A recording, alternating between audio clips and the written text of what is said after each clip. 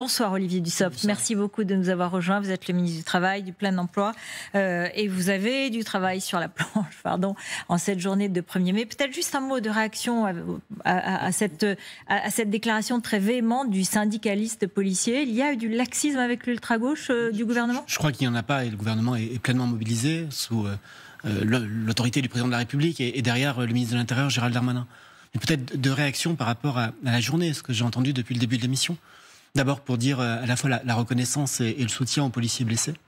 Plus de 100 policiers blessés, certains grièvement, et ce n'est pas la première fois.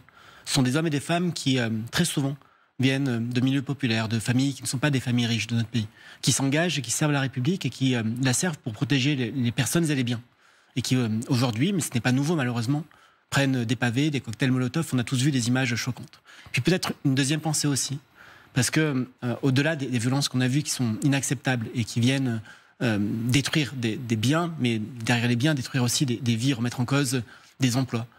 Il y a des hommes et des femmes qui aujourd'hui ont manifesté, nombreux, à l'occasion du 1er mai, dans le cadre d'une mobilisation sociale organisée par les organisations syndicales, qui ne partagent pas ces violences-là et qui voient le fruit de leur engagement anéanti par ces casseurs. Un mot sur ce qu'on disait tout à l'heure. Il y a eu des déclarations de Laurent Berger aujourd'hui, le secrétaire général de la CFDT, qui a dit « Je ne veux pas mentir aux manifestants. Ce n'est pas par une manifestation qu'on fera reculer finalement cette réforme des retraites. Et j'irai parler, mais à certaines conditions. » On va l'écouter. C'était au micro de Mathilde Guénégan cet après-midi. Et je ne crois pas que ce soir... Moi, j'aime pas mentir aux salariés. Je ne crois pas que ce soir, le président de la République va prendre la parole pour dire écoutez, vu qu'il y a un très gros 1er mai, on va retirer la réforme. Il l'a promulgué après 12 journées de mobilisation, dont 3 dates ont été les plus grosses journées de mobilisation depuis le début des années 80. C'est terminé. Bon, alors on verra les conditions qu'il pose, mais comment vous réagissez à ces déclarations ? Est-ce que vous avez l'impression qu'à partir de ce soir, il y a une nouvelle séquence qui s'ouvre ? Je ne crois pas vraiment aux séquences en politique, parce que parler en séquence, ça serait imaginer que la réforme des retraites est derrière nous et que finalement nous l'effaçons de nos mémoires collectives pour parler d'autre chose. Ça, je n'y crois pas. La vie politique, ça n'est pas des séquences, c'est une forme de continuum et la mémoire reste. Nous avons un désaccord avec les organisations syndicales sur la question de l'âge de départ. C'est un fait. Et il restera.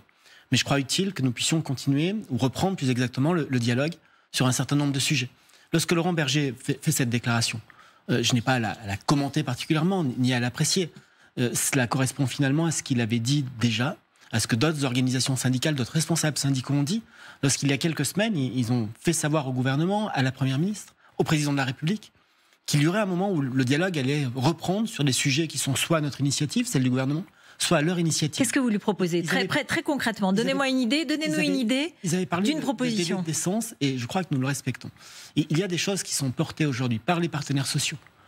4 des 5 organisations syndicales, pour les organisations représentatives, les 3 organisations patronales, ont signé un accord sur le partage de la valeur.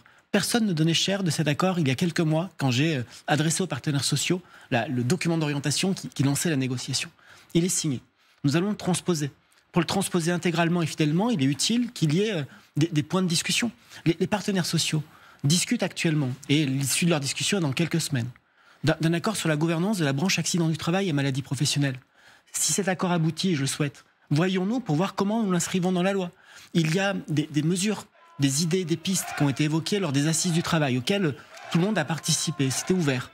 Ces mesures et ces pistes peuvent faire l'objet de discussions, de négociations. C'est ce que recommandent les garants qui m'ont remis leur rapport. Si ces négociations aboutissent, elles trouveront leur place dans le pacte pour la vie au travail qu'a annoncé le président de la République. Ça aussi, ça nécessite des discussions. Alors, on voyait à l'instant, l'image est passée parce qu'on est en direct, une énorme casserole avec un monsieur qui tapait avec un très gros bâton. Bon, c'est pas très engageant pour l'atmosphère des négociations. Vous savez, quand je vois l'image qui apparaît sur l'écran que vous passez, quand je vois des gens qui manifestent, mais qui vont manifester avec des casques de moto et des lunettes de plongée, j'ai participé à quelques manifestations, je n'étais pas habillé comme cela, je ne confonds pas ce que nous voyons là à l'écran avec les représentants et les responsables syndicaux à qui nous allons proposer de travailler sur un certain nombre de sujets. Moi j'ai une question pour vous. Laurent Berger, lors d'une interview au grand jury RTL, LCI, Le Figaro, a dit qu'il était d'accord pour venir parler d'un certain nombre de sujets, mais il a prévenu, tout cela va coûter plus cher. Sous-entendu, après ce qui s'est passé avec la réforme des retraites, nous allons être beaucoup plus durs dans la négociation. Est-ce qu'il y a déjà des points sur lesquels vous avez l'intention de donner aux syndicats ? Nous avons d'abord une première intention qui est de discuter, et de dialoguer. Le président de la République l'a dit, il y a un certain nombre de sujets qui sont prêts, si l'on peut dire. Le sujet premier, c'est le partage de la valeur, parce qu'il y a un accord, il nous faut le transposer, ça fera l'objet d'un premier projet de loi que j'aurai l'occasion de présenter au Conseil des ministres dans les prochaines semaines. Nous avons la volonté d'avancer vers le plein emploi. Ça nécessite de mieux organiser notre service public de l'emploi. Ça nécessite de mieux accompagner ceux qui sont le plus éloignés de l'emploi, de changer 2-3 choses en matière de formation. C'est ce qu'on appelle le projet France Travail. Ça coûte de l'argent ou ça coûte... Ça peut coûter un peu d'argent, mais c'est surtout un bel investissement pour aller vers le plein emploi. Parce que lorsque vous investissez pour former des demandeurs d'emploi, pour former des allocataires du RSA, pour leur permettre, dans une période où nous connaissons des tensions de recrutement, de retourner à l'emploi, et d'une part de participer ainsi à la production de richesses, mais surtout de retrouver leur autonomie et leur dignité, c'est un bel investissement et à la fin, le coût n'est pas un coût. C'est plutôt un avantage pour toute notre société, et y compris pour nos comptes publics. Mais tous ces sujets-là, ce projet France Travail, il a fait l'objet de 8 mois de concertation. Des concertations très larges. Ça a donné lieu à la remise d'un rapport par le haut-commissaire Thibault Gully, à qui j'avais demandé de préparer cela. Ça ne veut pas dire que la concertation doit s'arrêter, parce qu'il y a des règles et des cycles, mais il faut ouvrir ce sujet-là. Puis il y a le reste. Le reste, quand je le dis comme ça peut paraître rapide, mais le reste, c'est l'emploi des seniors. C'est la manière dont on aménage les carrières, dont on garantit le déroulement, l'accès à la promotion. Comment on fait dans notre pays aujourd'hui pour faire en sorte qu'avec notre mécanisme d'indexation et donc de protection du SMIC, on retrouve une forme de dynamisme au début d'une carrière. Je vous explique en un mot, c'est un peu technique, mais ça compte beaucoup, je crois, pour le rapport au travail des Français. Nous avons un mécanisme très protecteur depuis les années 70, qui fait que le SMIC suit l'inflation. Ça protège le pouvoir d'achat des presque 15%, un peu moins de 15% de salariés français qui travaillent au salaire minimum. Par contre, les branches professionnelles qui ont des conventions collectives doivent renégocier les conventions à chaque fois que le SMIC augmente. Mais petit à petit, il y a un risque, c'est que le SMIC rattrape les premiers échelons. Ça, c'est une des demandes des syndicats, elle est très claire, et donc vous pouvez avoir un accord là-dessus. Pardon, juste une précision. On parle de conventions collectives, donc ça passe par des négociations de branches entre les partenaires sociaux, patronat et syndicats. Mais ils veulent peut-être un engagement de votre part aussi pour les aider à obtenir un accord. Tout cela, nous avons avec Elisabeth Borne, lorsqu'elle était précédemment ministre du Travail, pris l'habitude, en tout cas, c'est nous qui, elle, puis moi, pardon de le dire comme ça, qui présidons directement le comité de suivi des négociations salariales. C'est aussi pour faire en sorte de dynamiser ces négociations de branche. Jean-Michel Apathy. Je voudrais aussi citer Laurent Berger. Alors, je vais être trivial parce qu'il l'a été.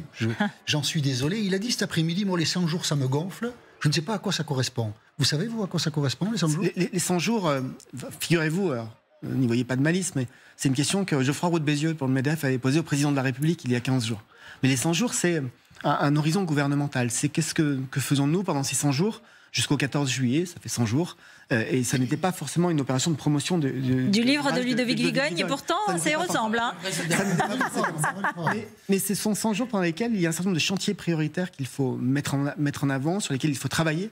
Il y a aussi des discussions à avoir pour préparer la suite, et préparer la suite, c'est notamment, et c'est ce que nous souhaitons, avec les organisations patronales comme syndicales, avoir un agenda social partagé avec le calendrier des discussions.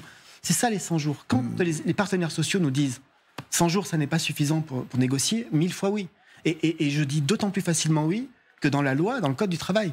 Quand nous ouvrons une négociation en vue d'un accord interprofessionnel, c'est minimum 4 mois de discussion après 1 mois de concertation. Il n'a pas compris, Berger, tout ça. Il dit ça me gonfle, moi je vois pas l'intérêt. J'espère que les prochains rendez-vous, les prochaines échéances, les prochains moments de dialogue permettront de clarifier tout ça si c'était le cas. Juste un mot, l'invitation qui va être lancée par Matignon, elle sera à chaque syndicat séparément ou à l'intersyndical ? C'est ce qui est prévu aujourd'hui, mais nous sommes en train de regarder cela avec la Première ministre. Et c'est la Première ministre qui a la main sur son agenda, je ne vous l'apprends pas. Et ça devait être cette semaine, hein ? Ce ne sera pas cette semaine. Vous savez, nous sommes le 1er mai, et nous avons beaucoup entendu les responsables syndicaux nous dire il y a une quinzaine de jours, on reviendra certainement, peut-être, dépendait de la tonalité des uns et des autres, mais laissez-nous jusqu'au 1er mai, ce qu'ils avaient appelé eux-mêmes, sans que je reprenne le terme à mon compte, le délai de décence.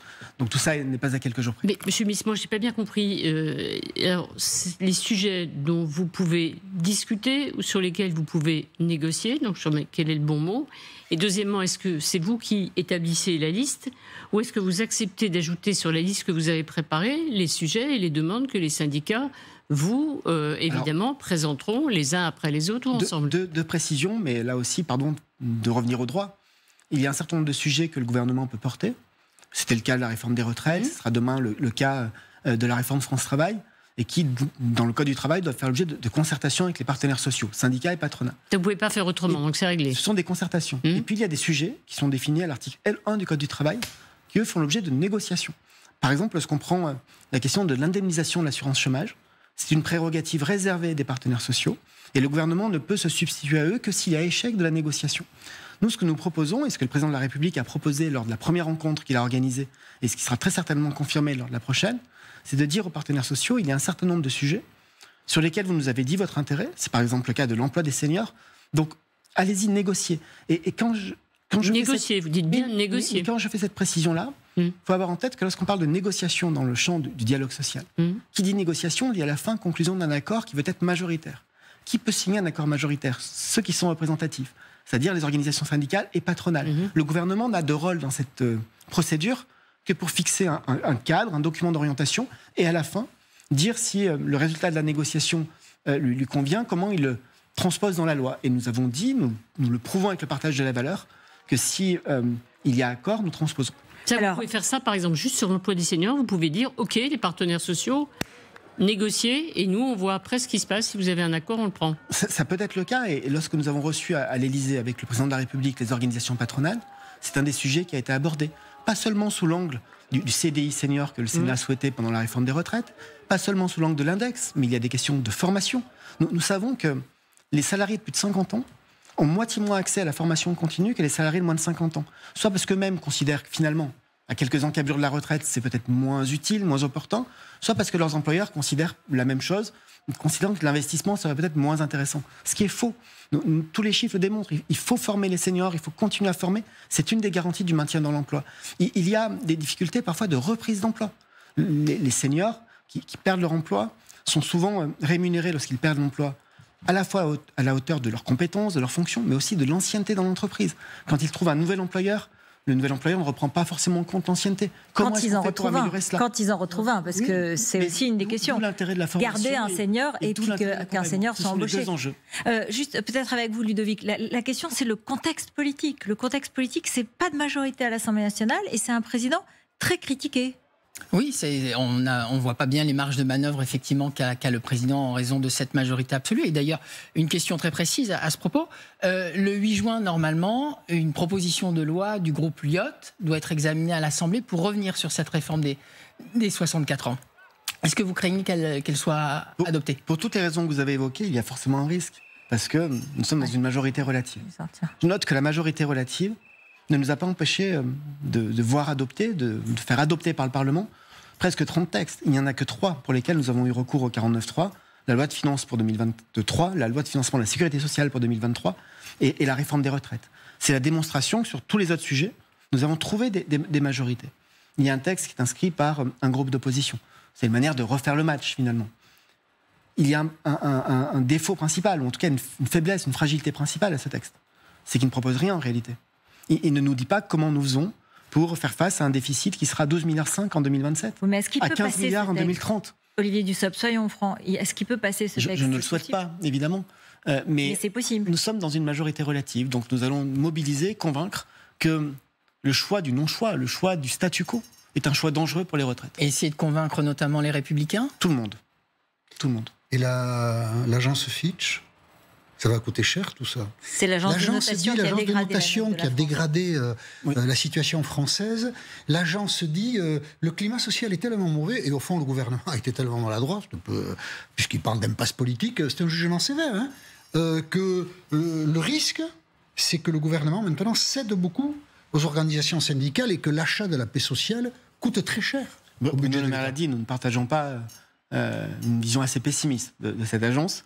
Et comme ministre du Budget, je peux aussi témoigner que d'autres modifications de la note, modifications négatives de la note de la France, ne s'étaient pas traduites, et c'était heureux, par une évolution très forte de nos taux d'intérêt. Mais là, c'est un peu différent. Là, la conjoncture n'est pas très bonne de ce point de vue. Mais derrière votre remarque ou votre question, il y a une réalité.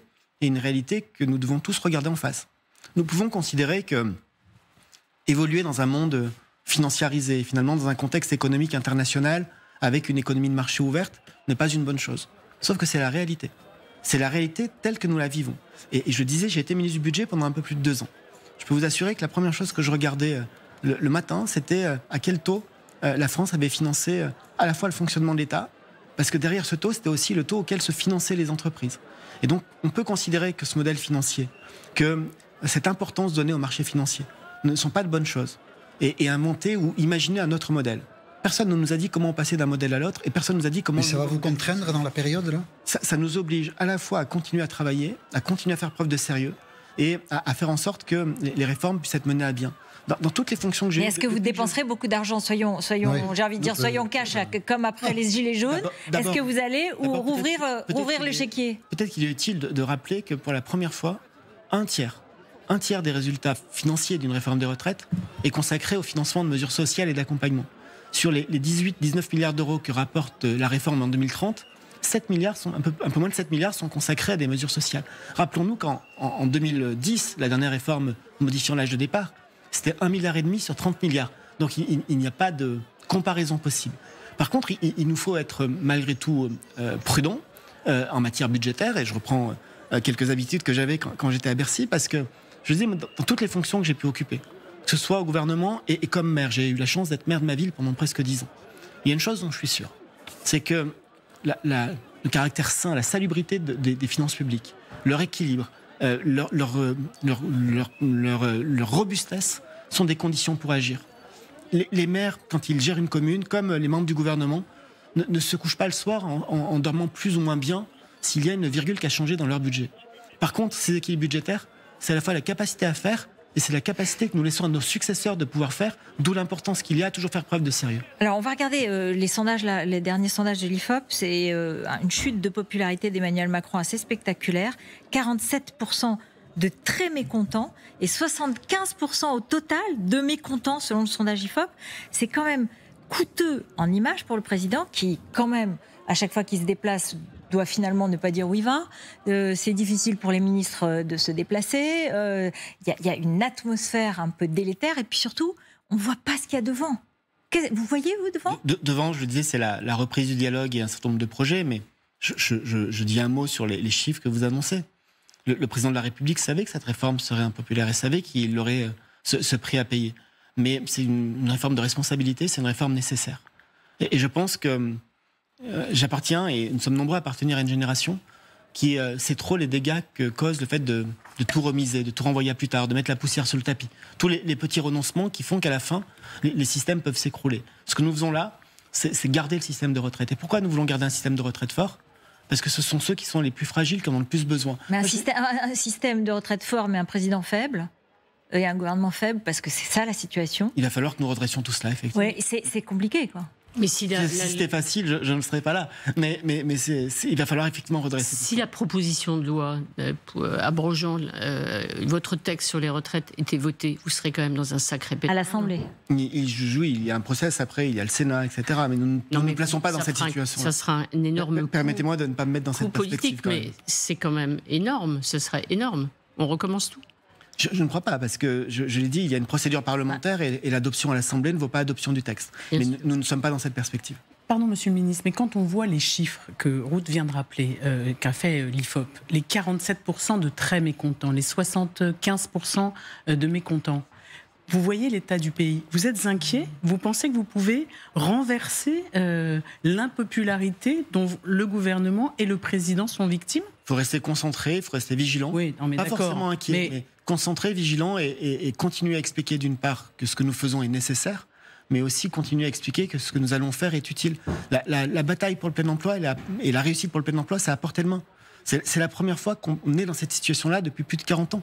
Nous avons un taux de chômage qui est plus bas que... Mais les Français ne vous en font pas crédit. Ils ont vu, mais ils vous en font pas crédit. Ils estiment que les réformes que vous faites sont injustes. Et nous estimons que nous avons créé 1 700 000, que nous avons accompagné la création d'1 700 000 emplois et protégé le pouvoir d'achat comme aucun autre pays en Europe et dans le monde.